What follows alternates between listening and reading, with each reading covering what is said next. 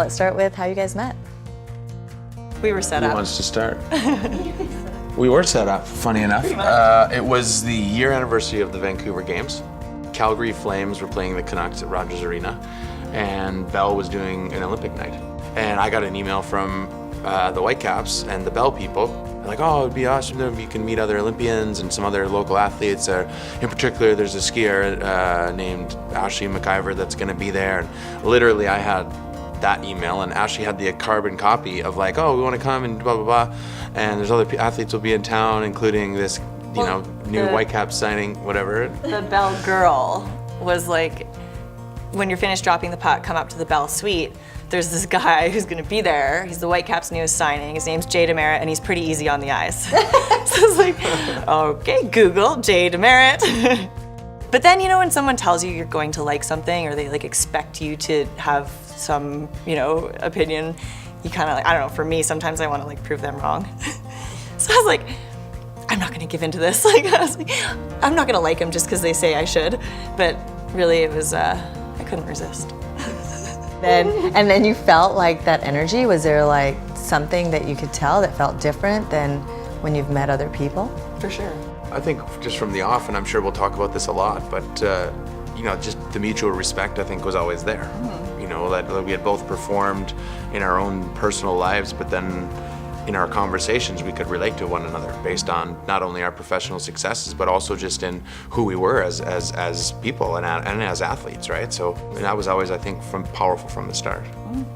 It's interesting that you say that, because I was actually wondering, like, is it that you knew that you would ever like be with an athlete, or thought you wanted to be with someone else in that kind of world, or was it that when you just met, that felt right? Like, I think, professional success is also a huge part of finding your right partner, because if you are successful as a person in your mindset as who you want to be and living to the best version of you, but then you also professionally have found success through your job and you've achieved your dream professionally, then I think you're giving off this energy to go and find the person that's doing the same thing.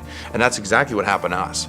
Like, I had just come off the World Cup. I was the first signing for a new expansion club in the MLS, and I was exuding the best version of myself. And all of a sudden, I'm like looking for my partner. Who's going to share this with me?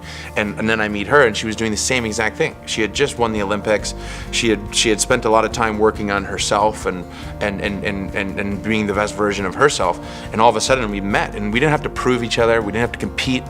I think what people fail to recognize when choosing partners sometimes is that there are, it's almost like equal parts like heart and feelings and emotions. That's one side of it, and then there's like the rational side of it too. And you can't have a successful partnership without both.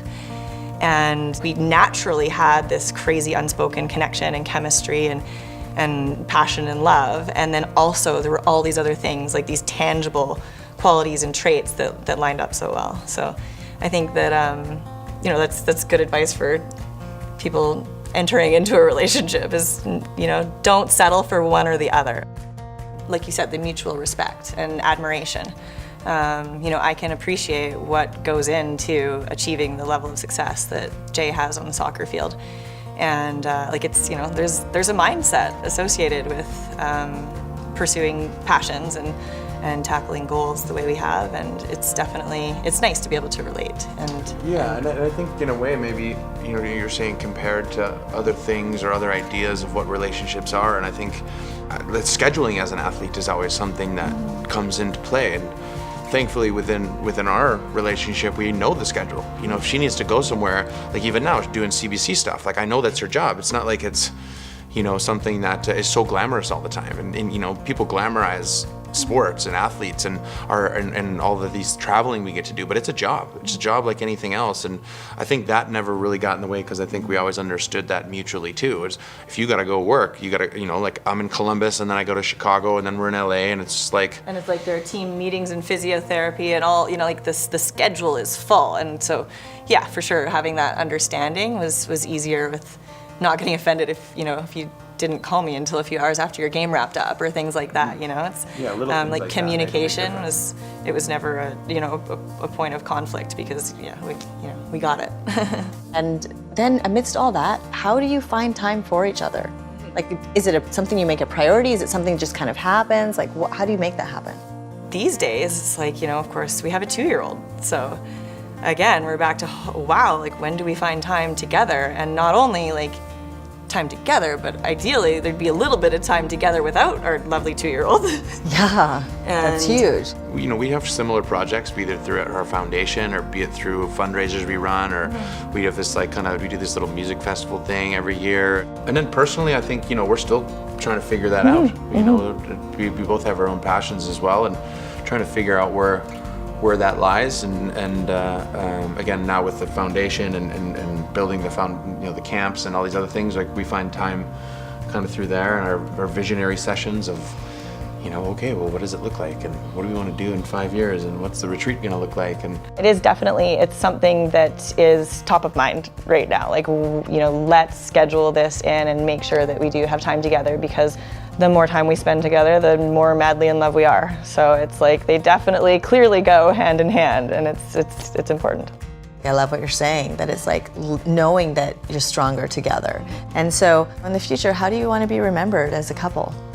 The major project that we see in our future is this Rise and Shine project, and it's going to be on our Pemberton property. We've already run 2 summers of camps. It's youth leadership camps for teenagers, and right now it's a soccer camp that I run because soccer was my discipline, and but eventually we want to change it into a youth curriculum, and how we inspire youth to be the best versions of themselves. And we just happen to figure out ways that gave us personal successes, which now transformed into a relationship, and now we can use our power together to hopefully transform minds. And that's, I think, for me, the biggest legacy we could ever give, because I really do believe in legacies, and we've created our own, and hopefully we can create even a bigger one together. Just be with me.